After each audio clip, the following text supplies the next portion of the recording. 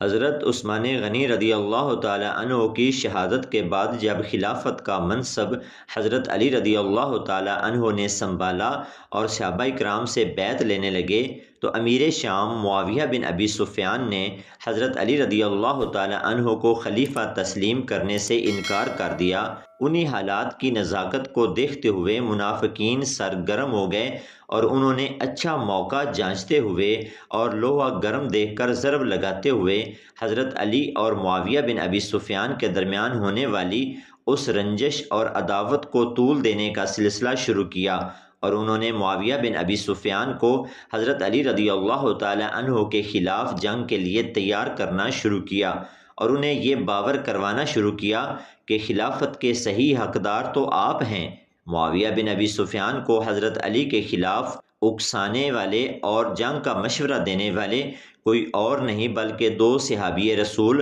اور ام المومنین حضرت بسم اللہ الرحمن الرحیم سیدنا عثمان غنی رضی اللہ تعالی عنہ کی سیاسی پالیسیوں کے خلاف صحابہ کرام علیہ اجمعین کی ایک جماعت تھی جو ان سے اختلاف رکھتی تھی۔ انہی اختلاف کا ناجائز فائدہ اٹھاتے ہوئے باغیوں نے مسلمانوں کے درمیان پھوٹ ڈالنے کا فیصلہ کیا۔ کچھ غلطیاں حضرت عثمان سے بھی سرزد ہوئیں، جن میں سرفرست مروان اور اس کے باپ کے لیے نرم رویہ تھا، یعنی مروان اور اس کے باپ کو نبی صلی اللہ علیہ وسلم نے مدینہ سے باہر نکال دیا، اور خلیفہ اول اور دوم ابو بکر اور عمر نے بھی جب ان دونوں باپ بیٹوں کو مدینہ واپس آنے کی اجازت نہیں دی تو سیدنا عثمان غنی رضی اللہ تعالی عنہ نے رشتہ دار ہونے کی بنا پر نہ صرف ان کو واپس بلا لیا بلکہ اپنا خاص سیکرٹری بھی مقرر کیا، جس کی وجہ سے بہت سے صحابہ اکرام حضرت عثمان غنی کے خلاف ہو گئے تھے۔ یزید بن حبیب روایت کرتے ہیں کہ عبداللہ بن سعد بن ابی سرہ سیدنا عثمان غنی کی شہادت کے بعد اسکلان میں رہنے لگے۔ یہ عثمان غنی کے رضائی بھائی تھے اور حضرت عثمان غنی نے ان کو مصر کا گورنر بنا کر مصر روانہ کیا تھا۔ وہ الگ بات ہے کہ بعض راوی ابن سرہ کو مرتد قرار دیتے ہیں، خیر وہ ایک الگ بحث ہے جس کے اوپر پہلے ویڈیو بنائی جا چکی ہے۔ یزید بن حبیب کہتے ہیں کہ ابن سرہ نے معاویہ کے ساتھ رہنا پسند نہ کیا اور کہا میں اس شخص یعنی معاویہ کے ساتھ نہیں رہوں گا جس کے بارے میں مجھے معلوم ہے کہ وہ حضرت عثمان کے قتل کا خواہ تھا۔ پھر وہ اسکلان میں ہی وفات پا گئے۔ حافظ ابن حجر اسکلانی لکھتے ہیں یہ روایت قابل بھروسہ ہے۔ تہذیب التہذیب واضح رہے کہ کچھ مورخین اس بات پر بھی متفق ہیں کہ امارت ملنے کے بعد حضرت امیر معاویہ نے حضرت عثمان بن عفان رضی اللہ تعالی عنہ کے قاتلین سے قصاص لیا، جیسا کہ ابن جریر اور امام سیوطی نے اس بات کی صراحت کی ہے، اور شام کے علاقہ حمص میں جبل الجلیل کے مقام پر ایک قید خانہ کا تذکرہ کیا جہاں پر حضرت امیر معاویہ رضی اللہ تعالی عنہ قاتلین عثمان میں سے جس کی نشاندہی ہو جاتی اس کو قید کیا کرتے تھے، اور جو قتل عثمان رضی اللہ تعالی عنہ میں شرکت یا معاونت کا اقرار کرتا یا اس پر حجت قائم ہو جاتی اس کو قتل کر دیتے۔ اس طرح کے چند اشخاص کا تذکرہ ملتا ہے جن کو اسی جرم کی پاداش میں قید کیا گیا، وہ قید سے بھاگے، پھر دوبارہ ان کو پکڑ کر قید کر دیا گیا۔ لیکن دوسری جانب یہ حقیقت بھی بہت تلخ ہے کہ 40 دن کے محاصرے کے دوران میں باغیوں کے خلاف ایکشن لینے کے لیے کوئی لشکر مدینہ نہ پہنچ پایا۔ اس کی وجہ یہ معلوم ہوتی ہے کہ سیدنا عثمان کا عزم تھا کہ مسلمانوں کے خلاف تلوار اٹھانے سے پرہیز کیا جائے، خصوصاً اہل مدینہ کی خون ریزی ہرگز نہ کی جائے۔ شاید اسی وجہ سے انہوں نے دارالخلافہ سے باہر فوجوں سے مدد طلب بھی کی تو اس پر زور دیا، نہ اس کے لیے کوئی پلاننگ کی۔ مغیرہ بن شعبہ ایام محاصرہ میں حضرت عثمان کے پاس آئے اور کہا آپ باہر نکل کر بلوائیوں کا مقابلہ کریں، آپ کے پاس ان سے زیادہ قوت ہے۔ یہ بھی ہو سکتا ہے کہ آپ اپنے گھر کے عقب میں ایک دروازہ بنا لیں اور وہاں سے نکل کر مکہ یا شام کو روانہ ہو جائیں۔ عثمان نے وہی جواب دیا جو وہ کئی بار دے چکے تھے، میں اپنا دار ہجرت قطعاً نہ چھوڑوں گا اور رسول پاک صلی اللہ علیہ وسلم کی امت کا خون بہانے والا شخص ہرگز نہیں بنوں گا۔ عبداللہ بن زبیر نے بھی ملتا جلتا مشورہ دیا۔ انہوں نے کہا عمرے کا احرام باندھ لیں تاکہ آپ کی جان ان کے لیے حرام انتظام ہو جائے، شام کو چلے جائیں یا پھر تلوار اٹھا لیں، کیونکہ ان باغیوں سے قتال کرنا جائز ہے۔ سیدنا عثمان نے فرمایا یہ لوگ احرام باندھنے کے بعد بھی میرا خون بہانا جائز سمجھیں گے، میں خوف زدہ ہو کر شام کو بھاگنا بھی نہیں چاہتا اور اللہ سے اس حال میں ملنا چاہتا ہوں کہ میری وجہ سے کسی کی جان نہ لی گئی ہو۔ ایک روایت کے مطابق جس کا ذکر کیا جا چکا ہے، حضرت معاویہ نے حبیب بن مسلمہ کی کمان میں ایک لشکر مدینہ بھیجا۔ یزید بن شعبہ مقدمہ پر تھے، 1000 خچر سواروں کے ساتھ گھوڑے اور لدے ہوئے اونٹ بھی چل رہے تھے۔ یہ لشکر خیبر کے قریب پہنچا تھا کہ حضرت عثمان کی شہادت کی خبر آ گئی۔ شام سے ایک اور لشکر یزید بن اسد کی قیادت میں وادی قرہ تک پہنچ پایا۔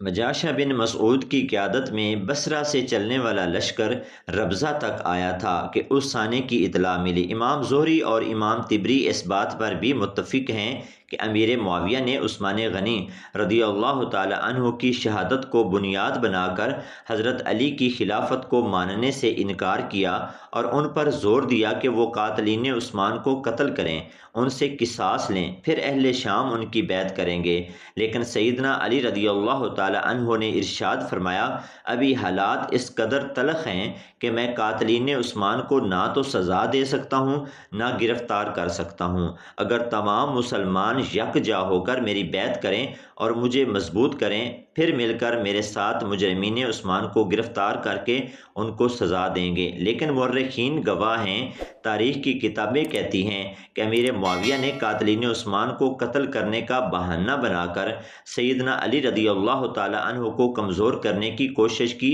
اور بغاوت کو ہوا دی، اور یہی وجہ تھی کہ بعد میں سیدنا زبیر بن عوام، حضرت طلحہ اور سیدہ عائشہ صدیقہ رضی اللہ تعالی عنہ بھی اس باغیانہ ہوا کی زد میں آئے، اور وہ بھی حضرت علی رضی اللہ تعالی عنہ کے مقابلے میں ایک لشکر لے کر جنگ جمل میں ان کے مقابل ہوئے، جس سے مسلمانوں کو ناقابل تلافی نقصان پہنچا۔ محترم ساتھیو، باشدت پسند عناصر حضرت علی رضی اللہ تعالی عنہ کے کردار پر یہ الزام بھی لگانے کی کوشش کرتے ہیں کہ سیدنا عثمان غنی کی شہادت میں بالواسطہ طور پر حضرت علی بھی شامل تھے،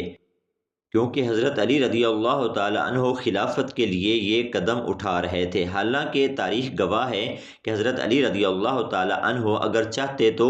خود سیدنا ابو بکر صدیق کی بیعت نہ کر کے اسلام کے پہلے خلیفہ بھی بن سکتے تھے، کیونکہ حضرت علی نبی کریم صلی اللہ علیہ وسلم کے بعد سب سے زیادہ اہل اور حقدار تھے۔ مگر وہ الگ بات ہے کہ حالات کی نزاکت کے پیش نظر ابو بکر صدیق بنی سعدہ میں ہونے والے اجتماع میں مسلمان کے خلیفہ چن لیے گئے، لہٰذا سیدنا عثمان غنی رضی اللہ تعالی عنہ کی شہادت کا الزام حضرت علی رضی اللہ تعالی عنہ کی شخصیت پر لگانا سراسر ظلم اور زیادتی ہے۔ شہادت کے بعد نعمان بن بشیر حضرت عثمان کی خون آلود قمیص اور ان کی اہلیہ نیلہ کی کٹی ہوئی انگلیاں لے کر معاویہ کے پاس پہنچے۔ انہوں نے یہ اشیاء دمشق کی جامع مسجد میں آویزاں کر دی اور حضرت عثمان کے قاتلوں سے بدلہ لیے بغیر چین نہ لینے کی قسم کھائی۔ اگر یہ پوچھا جائے کہ بلوائیوں کے نہ ٹلنے کے واحد اور اہم ترین وجہ کیا ہے، تو یہی کہا جائے گا کہ امیر المومنین نے ان کے خلاف کوئی کارروائی کرنے سے منع کر دیا تھا۔ حضرت عثمان آخری وقت تک اپنے پاس موجود لوگوں کو قتال سے باز رہنے کی قسمیں دیتے رہے۔ محمد بن سرین کی روایت کے مطابق تب ان کے پاس 700 کے قریب آدمی تھے۔ عبداللہ بن عمر، عبداللہ بن زبیر، حسن، حسین اور مروان مزاحمت کرنا چاہتے تھے، لیکن حضرت عثمان نے سختی سے روک دیا۔ انصار مدینہ نے پیشکش کی ہم پھر سے اللہ کے انصار بن جاتے ہیں، جواب ملا قتال نہیں ہوگا۔ ابو ہریرہ سے فرمایا اگر تم میری خاطر ایک شخص کو بھی قتل کیا تو گویا ساری انسانیت قتل ہو گئی۔ سعید بن مسیب کہتے ہیں جن لوگوں نے سیدنا عثمان کا ساتھ چھوڑا انہیں معذور مانا جا سکتا ہے۔ عبداللہ بن سلام کہتے ہیں کہ روز قیامت عثمان ہی فیصلہ کریں گے کس نے انہیں قتل کیا اور کس نے ان کا ساتھ چھوڑ دیا۔ حضرت علی نے حضرت عثمان کی اہلیہ سے ان کے قاتل کے بارے میں دریافت کیا تو انہوں نے کہا مجھے اس کی پہچان نہیں، تاہم انہوں نے محمد بن ابو بکر کی کارروائی سے ان کو آگاہ کیا۔ جب حضرت علی نے محمد سے پوچھا تو اس نے جواب دیا، میں عثمان کو قتل کرنے کے ارادے سے گیا تھا، لیکن انہوں نے میرے والد کا ذکر کیا تو میں توبہ کر کے لوٹ آیا، باخدا میں نے انہیں پکڑا نہ کہ قتل کیا۔ حضرت عائشہ نے کہا، یہ سچ کہتا ہے، لیکن اسی نے قاتلوں کی رہنمائی کی۔ تبری کہتے ہیں، حضرت عثمان کے قاتلوں میں سے کوئی طبی موت نہ مرا، ان میں سے کچھ پاگل ہو گئے۔ کنانہ بیان کرتے ہیں، میں نے ایک سیاہ فام مصری جبیلہ کو، جس نے سب سے پہلے حضرت عثمان سے بد زبانی کی اور انہیں قتل کی دھمکیاں دی، اس حال میں دیکھا کہ ہاتھ پھیلا کر آہوازاری کر رہا تھا، میں ہی قاتل ہوں۔ محمد بن ابو بکر کو گدھے کے پیٹ میں ڈال کر گدھے کو آگ لگا دی گئی۔ عمیر بن زابی نے حضرت عثمان کے گال پر اس وقت تھپڑ مارا تھا جب وہ خطبہ جمعہ دے رہے تھے، پھر ان کی میت پر حملہ کیا، اس کا ہاتھ سوکھ کر لکڑی کی طرح سخت ہو گیا، آخر کار حجاج نے اس کی گردن اڑا دی۔ دشمن کو حضرت عمر پر منہ اندھیرے چھپ کر وار کرنا پڑا، جبکہ حضرت عثمان کے خلاف اعلانیہ مہم شروع کی گئی اور پھر خروج اور گھراؤ ہوا جو 1 ماہ 10 دن جاری رہا۔ ہمارے خیال میں اس کا ایک جواب یہ ہو سکتا ہے کہ حضرت عمر کی طبیعت میں سختی اور کنجوسی تھی۔ خلیفہ بننے کے وقت انہوں نے اللہ سے خود دعا کی، اے اللہ میں سخت ہوں، مجھے نرم کر دے، مجھ میں بخل ہے، مجھے سخی بنا دے۔